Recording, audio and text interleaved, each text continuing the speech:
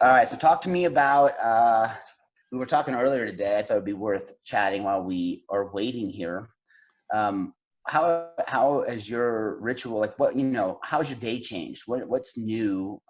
What new things have you adopted or what? Yeah, I mean, it's super different, right? What is it? It's near the end of April, or it's the beginning of April. It's been almost a whole month working from home, and now I just feel like the daily routines are finally setting in, right? Like there's all that science that supports that you need to do something 2 to 3 weeks before it starts feeling like a habit. Yeah, 21 And days is the usual. I figured you'd have the science behind it based on one of the many researches. But I do feel like I've started to feel the trend now. The biggest thing I researched and a lot of things that people are talking about is like, how do you stay sane? How do you maintain, not only positivity in your mind, but how do you make sure your routines are staying healthy and you're not, just trudging along this time that we're at home for the next month, 2 months. Yeah, And for me, waking up, going to the office is always like a big thing, right? You wake up X amount of times so you can get everything done in the morning. Hopefully you get a workout in, get to the office, there's coffee made, then we have our daily meetings. That's usually how like the first 2 hours of every day was for me. Now it's like waking up. What do? You don't have the commute to work. You do have still the daily meeting. How do you fill that time? Um, for me, it was like trying to figure out how to work out from home to make sure the body's still moving, things like that. Usually throughout the day, I was walking around the office, chatting with people. So just trying to figure out how to A, keep the body moving, and B, figure out how I can maintain communication with people, whether that's through Slack with you, texting, Zoom calls, my escapades on virtual happy hours. Um, that's how I've been maintaining sanity is yeah, just yeah. Virtual happy hours. I want to note plural. It's plural for it's happy hours. It may be happy half a day, it, but yeah. It's the later night for sure. It's the owl portion of the night of the day for sure. But I mean, Yeah, the social distancing is just physical, right? Like I think people right. still need to be talking to people. Yep. Um, I would have been going crazy if it was true isolation and not seeing anyone for the last month. Yeah. Yeah, I like the term physical distancing over social because that's an option. Social is an option right now. You don't have to socially distance, but you do have to physically. Right. For me, here's how my routines changed. I built my entire workout around the idea to boost my mood and boost my cognition. A lot of people work out to get stronger or faster or have better cardio. All those are great, but my primary drive, I built a whole 2.5 hour routine in the morning that was all about priming myself mentally and physically for the day, right? So, I would do some light cardio, a little bit of workout. I would then go to the sauna for 30 minutes, then do some cold training, and in doing that, I would work through a bunch of mental routines that would also sort of kick in everything I got. I like to show up Hmm. all out for a day. And I am not a morning person. So it was a great transition to wakefulness in the wee hours of the morning. So how my routine changed is I went straight back to my night owl tendencies within the first couple of days. And then I would get up later because without that workout routine, I had nothing. And I found myself sort of stunned in the morning meeting. So I had to adopt a few different things. So what I also then, when I decided to consciously restructure it, I went after the same thing. I wanted a mood and mental boost. Then I added one more layer, which was immunity.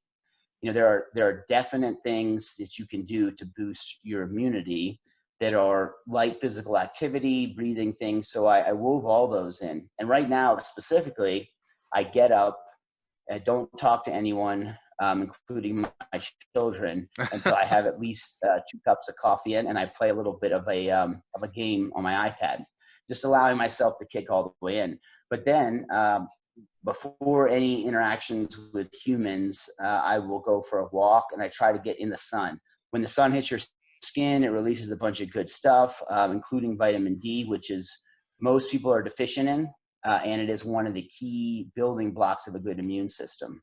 I also practice some deep breathing exercises. People might know Wim Hof. Have you ever Sure. heard of Wim Hof, Nate? Yeah, he's the Uh, Iceman. He does it. Yeah. he did the shirtless Mount Everest, right? Is that Yeah, is that's that right. that Yeah. guy? Yeah. Yeah, he hikes Mount. He does it all the time in just shoes and shorts, no shirt on anything. It's insane. He broke 17 world records as far as like swimming under the ice. Well, he's got a breathing system that strengthens you against cold, happens to boost Hmm. immunity. They did a small study where a control group was injected with the virus actually, and then both groups were injected. One had no breathing, the other did his breathing exercises only, and What? every one of them resisted any signs of illness, where everyone but one person in the other group got it. Wow. So, How long ago anyway, do I you do figured that's a that? good one to add. What's that? When did you It do was a that? 2 week. He did that a long time ago, and it was in, I think it was in either Finland or Norway. What he's in one of the very cold northern countries, Yeah. and it was done in a hospital. You know, it was not to probably today's rigorous standards, but enough of a, you know, they do have studies on how breathing, I think it's norepinephrine, some chemicals get released that are definitely linked to immune system strength. And also, it's a great mood elevator. It gives a mild sense of euphoria. So it strengthens the immune system, shifts the mood, and shifts the mind into the right gear for work. Walking has lots and lots of benefits, same thing. And then getting sunlight. So it's coffee, breathing, walking in the sun. And then I get back and I'll do another round of breathing at that point. And then I work through sort of a mental set of priming exercises where you recall different aspects of your life where you were really in a certain state, certain mental state, and you reactivate that neurology in your Hmm. system.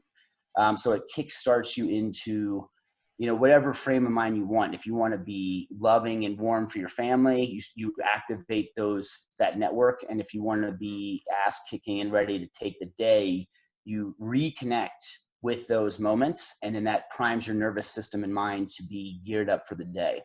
So Huh. then after I do all of that, then I look at your smiling face. And that's how I've adjusted my routine. A shift to immunity, and then, you know, the biggest thing I miss is the sauna, Sure. Yeah. I because know I've heard that numerous times. I'm sure you've Googled at home sauna, not yeah, once, oh but yeah. twice, So but in fact, Costco just has they just had a sale. They have a sale on right now. I'm waiting for the PPP money from the government to be given to me before I do it. oh But my I want to God. go buy it. It's down to 1,900, and it was like 3.5 grand. Wow. That's I'm not surprised that Costco has something like that. What doesn't Costco have if they have saunas? It sounds like your priming is just like a more scientific version of Billy Madison getting into his happy place or Happy Gilmore. You know what I mean? It's close. But So it's specifically, so when you say you're trying to move more, what does that look like? What specific things do you do? well, I think it's just super important. I think a lot of people when they talk about the isolation, they think they're not leaving or they're not moving, or it's just so easy to be stuck glued to your chair than it would be in the office. So Yeah.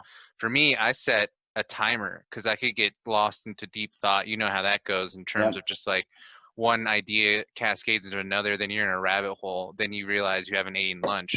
Right. And it's 5 o'clock in my case. Yeah, so Yeah. then you're just like, I need food and I feel terrible. So, when I wake up and like for us, our days usually start around 8:30, 9. So I'm always Yeah. setting a 90-minute timer that goes off and it just tells me, A, I have to do something, Yeah. is it, going upstairs and just like going outside, taking a walk, like you mentioned, everything Yeah. is available through our phones. So I don't feel terrible, going on a Yeah. 10-minute walk. Even something like busting out 25 crunches, 25 push-ups just to get the heart moving, because like I Yeah. used to get easy 6 to 8 thousand steps since our office was in Old Town. Take the loop around the square, Yeah. enjoy some of that vitamin D from the sun.